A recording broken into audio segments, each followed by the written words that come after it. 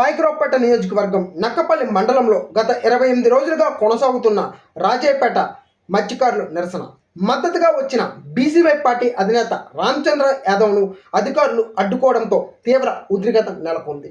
దీంతో మత్స్యకారులు మేము టెర్రరిస్టులమా, మా ప్రాణాల కోసం పోరాటం చేస్తున్నామంటూ ఆందోళనకు దిగారు.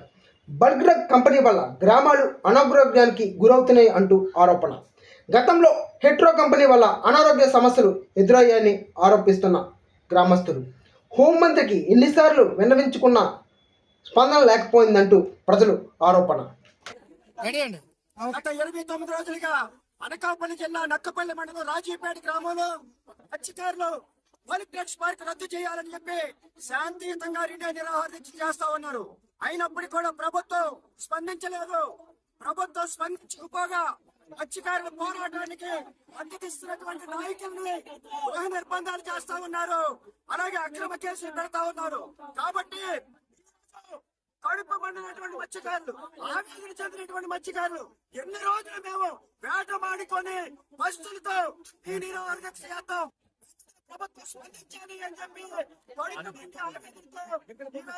జాతీయ హోదాన్ని దిగ్బంధం చేయడం జరిగింది. ఇప్పటికైనా సరే రాష్ట్ర ప్రభుత్వం స్పందించాలి, స్పందించాలి.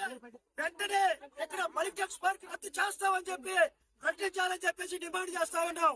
ఓ మంత్రి గారికి ఏమైనా మత్స్యకారుల పట్ల సిద్ధుశుద్ధి ఉంటే ఈ రోజు జరుగుతున్నటువంటి ఈ పోరాటం పట్ల మీరు స్పందించాలి.